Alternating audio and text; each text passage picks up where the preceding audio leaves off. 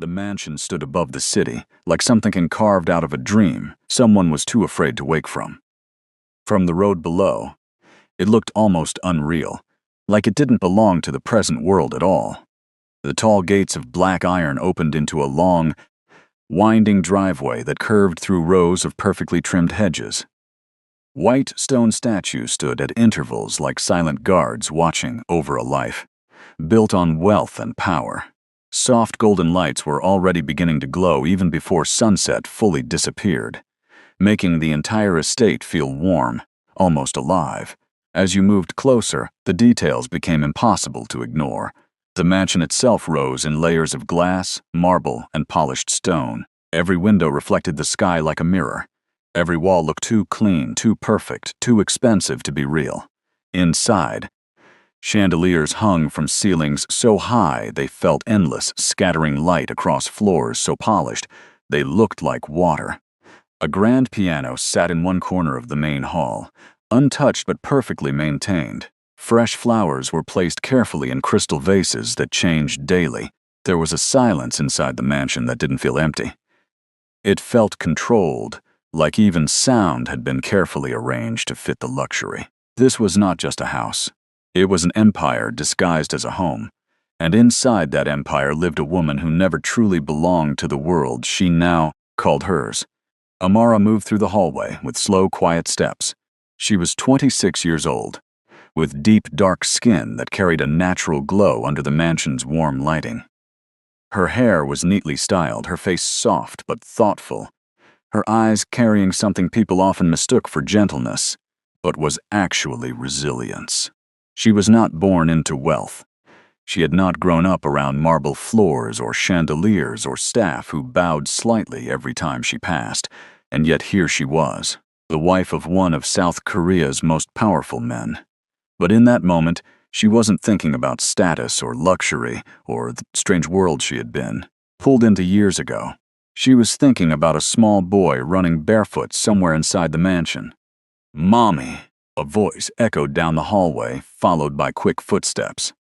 Amara turned just in time to see a little boy rushing toward her with unstoppable energy.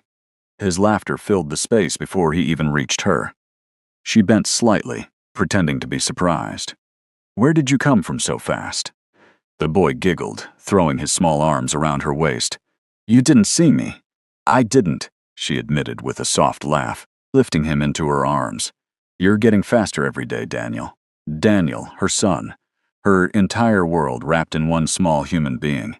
He rested his head on her shoulder for a moment before pulling back to look at her. "Mommy, are you happy today?" The question was simple, innocent, and yet it made her pause for a fraction of a second longer than she expected. Then she smiled. "Of course I am." Daniel nodded as if satisfied with the answer and wriggled free from her arms, running back down the hallway as if the mansion itself were his playground. Amara watched him go, her smile lingering a little longer than necessary. But when silence returned, so did the thought she had been avoiding all day. Today was supposed to mean something. Today was their anniversary, the day she and her husband had promised to keep sacred no matter how busy life became. She glanced toward the large staircase that led to the upper floor, then toward the dining hall where staff had been preparing for hours. Everything was ready. Candles arranged perfectly, flowers placed with precision, food prepared by a private chef flown in from another city. Even the lighting had been adjusted to create the perfect atmosphere. Everything was perfect, except the person it was all meant for. Her husband. Kang Min-jae, a man whose name alone could silence entire rooms. At 38, he had built a business empire that stretched across industries: technology, real estate, finance. His decisions influenced markets. His approval opened doors that remained closed to others. People didn't just respect him. They measured their lives against his success. To the world, he was untouchable, controlled, cold, strategic, a man who never made emotional mistakes. But Amara had known a different version of him once, a version that laughed more easily, a version that held her like she was the only thing that mattered, a version that once made her believe love could survive anything. She walked slowly toward the window in the living room. Outside, the city stretched endlessly under the fading light. Cars moved like tiny glowing dots. Skyscrapers reflected the sunset in sharp angles of gold and orange. Beautiful, quiet, distant. Her reflection stared back at her on the glass. A young black woman in a mansion that belonged to someone else's world. She exhaled slowly. Something had been bothering her for weeks now. Not something she could point to directly, just small changes. The way Min-jae stayed out longer. The way his phone always seemed a little more private than before. The way conversations felt shorter. Even when he was physically present. Nothing obvious, nothing she could accuse him of. Just distance. The kind that grows silently. The kind that people only notice when it's already too late. Amara shook the thought away. Not today. Today was their anniversary. Today was supposed to fix everything. At least that's what she wanted to believe.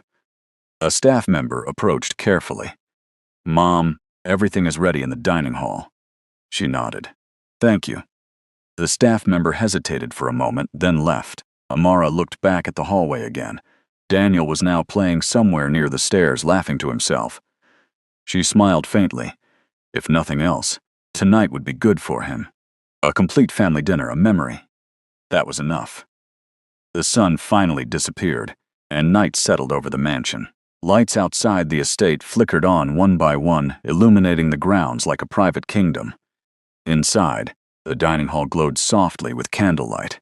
A long table stood perfectly arranged, plates aligned, glasses polished, flowers centered with careful symmetry. Amara had changed into a simple but elegant dress. Nothing overly extravagant, just something she had chosen because she thought her husband might like it. She stood at the end of the table for a moment, adjusting her sleeves. Then she looked at her phone. No message. She refreshed it. Nothing. She tried again, still nothing. Her expression shifted slightly, but she quickly corrected it. Busy. He's busy. That was all. Daniel sat on one of the chairs, swinging his legs. Is Daddy coming now? Amara smiled softly. Yes, he's coming. Really? He promised. Daniel smiled widely, as if that word alone guaranteed everything. Time passed. Minutes stretched. Then hours. The candles slowly burned down. The food remained untouched, but warm. The staff eventually stepped back quietly, leaving only silence behind. Daniel had fallen asleep on one of the couches, his small body curled up under a blanket. Amara sat alone at the table now, still waiting, still checking her phone, still convincing herself that traffic, meetings, or responsibility were the reason for the delay. But deep inside, something was beginning to shift. A quiet unease she could no longer fully ignore. She stood and walked toward the window again. The mansion behind her felt larger now, colder, the silence heavier than before. Then her phone finally vibrated. Her heart reacted instantly. She turned, grabbed it, unlocked it quickly. Her eyes scanned the screen. But the name she expected wasn't there. It was an unknown number. For a moment, she hesitated. Then she opened the message. A single image loaded slowly onto the screen, and the moment it fully appeared, everything inside her went completely still. The moment Amara opened the image, the entire world around her seemed to lose its sound. Her fingers froze on the screen. Her breath stopped halfway in her chest. The candlelight from the dining table flickered behind her, but even that soft glow suddenly felt distant, unreal, like it belonged to another life. On the screen, the image was clear, too clear. It showed her husband, Kang Min-jae, sitting in a private restaurant room she had never seen before. But he was not alone. Across from him sat a woman, young, beautiful, confident in a way that didn't need permission to exist. Her hair flowed neatly over her shoulders, her posture relaxed, her smile soft. Familiar in a way that made Amara's stomach tighten without explanation. Min-jae was leaning slightly forward in the image, not the cold businessman the world knew. Not the distant husband who barely smiled at home lately. He was different, closer, warmer, almost human in a way Amara had forgotten. The woman's hand was lightly resting near his on the table, not touching, but close enough that the intention was impossible to misunderstand. Amara's lips parted slightly. No sound came out. Behind her, Daniel shifted on the couch in his sleep, unaware of the storm forming in the same room. Amara blinked once, then again, as if the image would change if she looked at it differently. But it didn't. It stayed the same. The unknown number sent another message immediately after. No words, just another photo. This time, Min Jae's hand was clearly visible, holding the woman's hand under the table. Not accidental, not unclear, deliberate. Amara took one step backward, then another. Her back hit the edge of a chair, but she didn't feel it. Her mind was somewhere else entirely. "No," she whispered, barely audible. Her voice cracked on the word. She looked toward the dining table. The candles were still burning. The food was still warm. The decorations were still perfect. An anniversary dinner. Prepared with love. Prepared with hope. Prepared for a man who was not even here. Her phone vibrated again. A third message. This one had text. Unknown number. He's not coming home tonight. Amara stared at the words. Her grip tightened so hard on the phone, her fingers turned pale. Her throat went dry.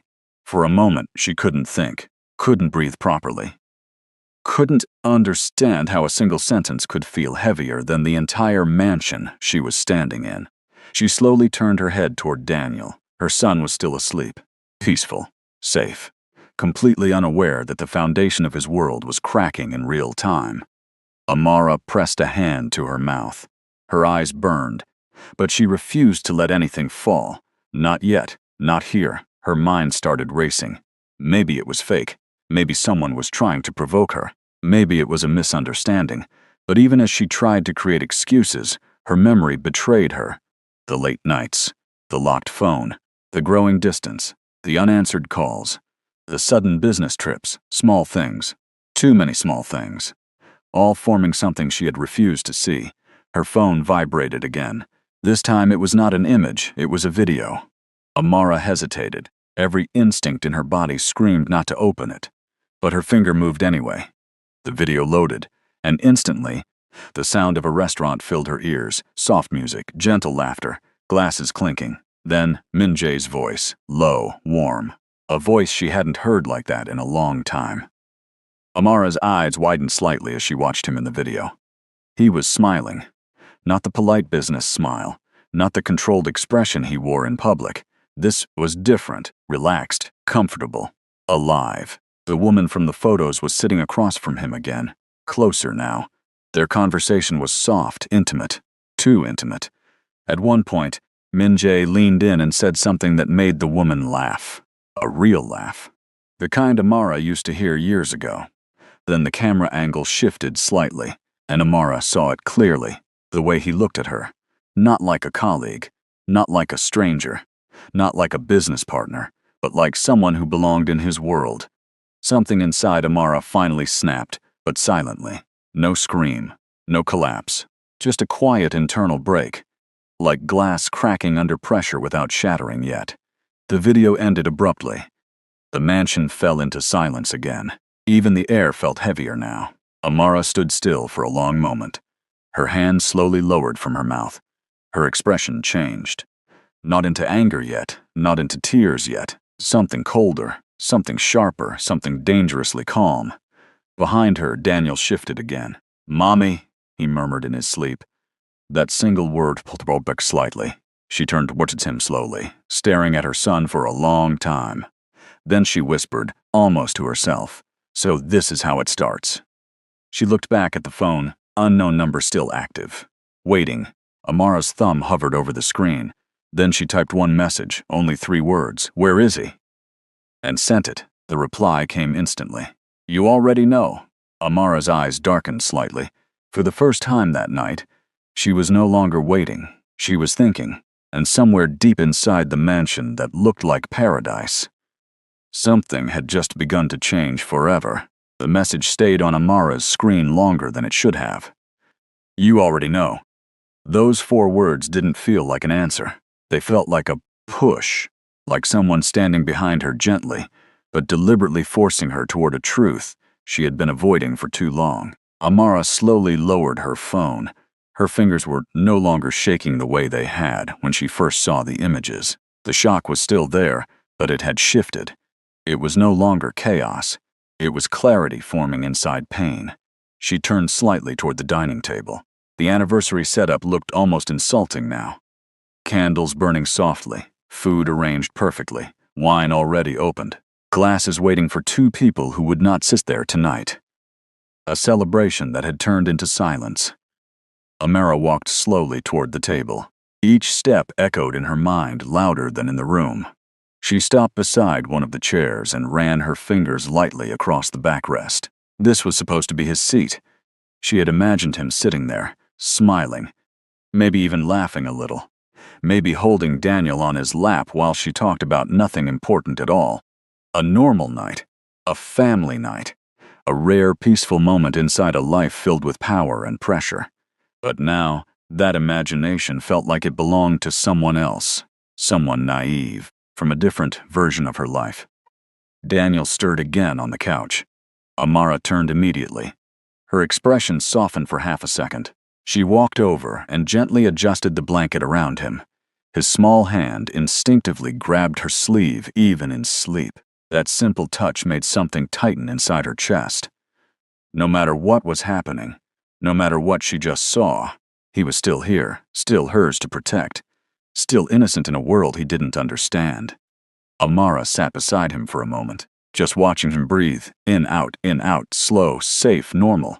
Her hand brushed his hair gently. Then she whispered without realizing she was speaking, "I won't let you feel this." Silence answered her. Not the mansion silence from earlier. This one felt different, heavier, intentional, like the house itself was listening. After a long moment, Amara stood up. She picked up her phone again. The unknown number was still there, waiting. She typed, "I don't want games. Tell me where my husband is." The reply came slower this time, not instant. Like the person on the other side was thinking then, meet him if you want the truth. A location followed, a restaurant name, a private address.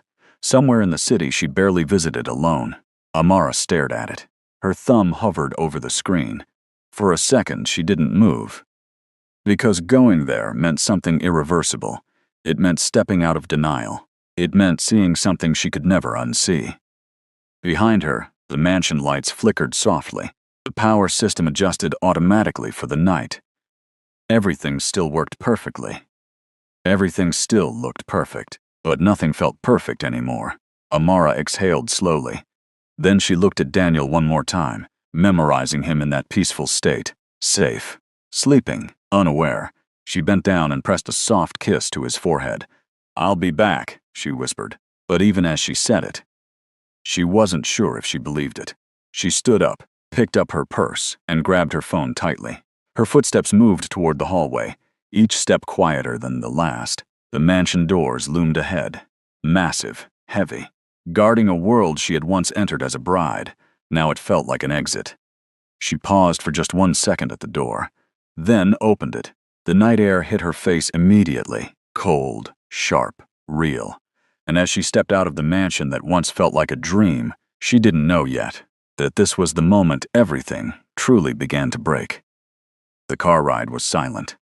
Not the peaceful kind of silence that comes from comfort, but the kind that presses against your ears and makes your own thoughts feel too loud. Amara sat in the back seat, staring through the tinted window as the city moved past her in blurred lights and shadows. Every street felt unfamiliar, even though she had lived in this city for years. Or maybe it wasn't the city that had changed. Maybe it was her. Her phone remained in her hand the entire time. The location from the unknown number was still open on the screen. She had not closed it, not even once, as if looking away would make it disappear. As the car passed intersections and bridges, her mind kept replaying the same images over and over again. Min Jae smiling. Min Jae leaning closer. Min Jae holding another woman's hand like it meant something. Each memory felt heavier the more she repeated it, not because she didn't understand what she saw, but because a part of her had always known something was changing. She just refused to name it. The driver spoke quietly from the front. "Mom, are you sure about this location? It's quite far." Amara didn't look up. Yes. That was all she said. No explanation, no hesitation, just certainty hiding under calmness. The driver nodded and kept driving. Outside, The city lights became denser, brighter, louder. Tall buildings replaced quiet streets. Then luxury districts replaced ordinary ones, until finally, the SAR slowed down in front of a building that looked nothing like the mansion she came from. It wasn't a palace. It wasn't grand in the same overwhelming way. It was quieter, more private, more hidden. A place designed not for attention, but for secrecy. The driver stopped. "We've arrived." Amara didn't move immediately. Her hand tightened slightly on her phone. For a moment, she just looked at the entrance. People were coming in and out casually, laughing, talking, living normal lives, unaware of the storm standing just outside. She took a slow breath, then stepped out of the car. The air felt different here, lighter, yet somehow colder. She adjusted her dress slightly and walked forward. Each step closer to the entrance felt like stepping away from the version of herself that still wanted to believe everything was fine. Inside, the restaurant was dimly lit, soft golden lights, quiet music, expensive furniture arranged to create privacy rather than attention. Amara's eyes scanned the room slowly, table by table, face by face. Then she saw him, Kang Min-jae, sitting at a corner table, exactly where the message had implied. Her steps stopped immediately. Time didn't freeze, but it felt like it slowed down just for her. He was leaning slightly forward in conversation, relaxed, focused, completely unaware of her presence. And across from him, the same woman, the same one from the photos, only now she was real. Not an image, not a suspicion, not a question. A reality sitting in front of her husband like she belonged there. Amara didn't speak. She didn't rush forward. She didn't cry. She just stood there, watching, studying, trying to understand something that was no longer confusing, but painful in its clarity. Min-jae laughed softly at something the woman said, a sound Amara hadn't heard directed at her in a long time. It wasn't loud, but it was real. The kind of laughter that doesn't come from obligation. It comes from comfort. The woman leaned slightly closer across the table, and Min-jae didn't pull away. He didn't notice Asamara yet, or maybe. He hadn't looked up at the part of the room where she stood. Amara's heart beat steadily, strangely steady, no panic, no trembling. Just a slow, controlled rhythm that felt unfamiliar to her own body. Then finally, Min-jae lifted his eyes, and the moment he saw her, everything in his expression changed. Not dramatically, not instantly, but enough. Enough for Amara to see the exact moment his reality and her reality collided. The woman noticed too. She turned her head slightly. Confused? Curious. Amara stood still. No words yet. Just silence stretching between three people at a table that had suddenly become the center of something much larger than dinner. Min-jae slowly sat back in his chair. His voice, when it finally came, was low. Amara, just her name, nothing else. But the way he said it carried weight, history, and something that almost sounded like warning. Amara finally took one step forward, then another, until she was close enough for everything to be undeniable. Her voice, when it came, was calm, too calm. I asked you a question. A pause. Then she repeated softly, "Where were you?" Min-jae didn't answer immediately. That silence stretched longer than it should have in a place like this. Not because he didn't hear her, not because he didn't understand, but because he was deciding what version of the truth to use. Amara noticed that. She noticed everything now. The way his fingers rested on the edge of the table instead of moving. The way his shoulders stiffened just slightly. The way the woman across from him suddenly stopped smiling, as if she had finally realized she wasn't part of a normal dinner anymore. Amara's gaze shifted briefly to the woman, then back to her husband. Still calm, still standing, still not breaking. Min-jae finally exhaled. "Amara, why are you here?" It wasn't an answer. It was avoidance disguised as confusion. Amara nodded slowly, like she expected that response. "I asked you a question first." Her voice didn't rise, it didn't shake, but it carried something sharper underneath. Control. Min-jae leaned forward slightly, lowering his voice. "Let's talk outside." That sentence. Simple, careful, controlled. But it did something inside Amara. Not anger. Not yet. Something colder, because it meant he didn't want this seen. Didn't want it heard. Didn't want it witnessed. Amara glanced around the restaurant. Other people were now pretending not to look. But they were looking, always looking. She turned back to him, no one word. Clean, final. The woman across from Min-jae finally spoke softly.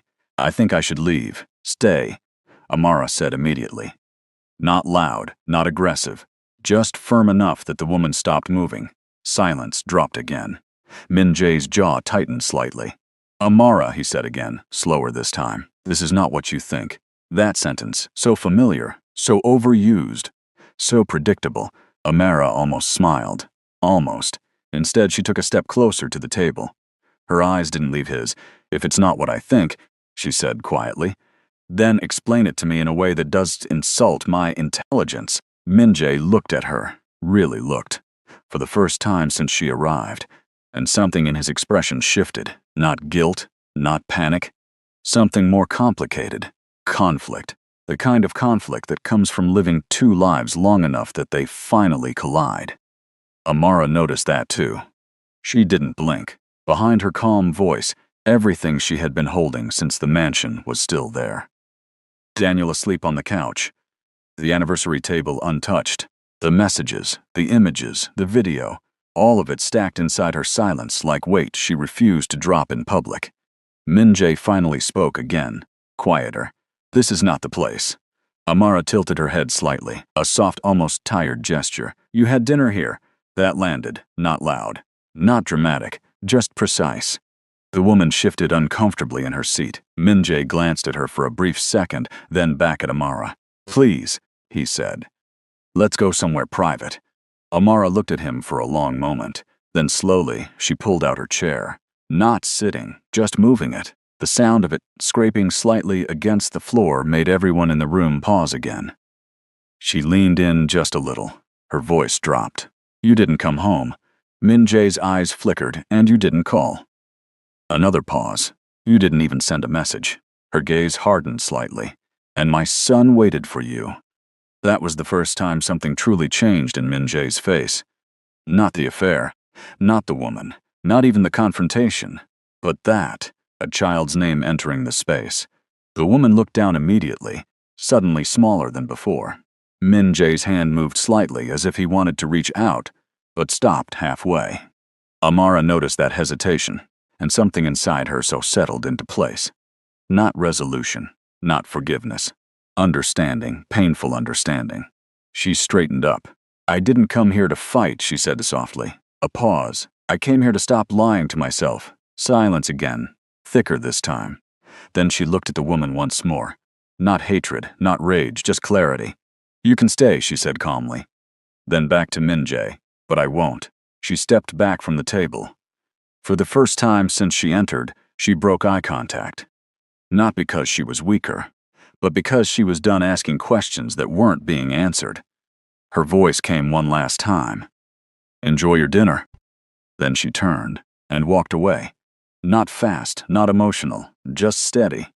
Every step echoing like something closing behind her that would not reopen. Min-jae didn't stop her immediately. He just sat there, watching, silent, as Amara walked out of the restaurant and into the night air again. But this time, she wasn't the same woman who had walked in. Sometimes the hardest goodbye isn't walking away. It's realizing you were the only one, still holding on. If Amara's story touched your heart, subscribe and follow her journey. Because some endings are only the beginning of finding yourself again. Subscribe for more stories.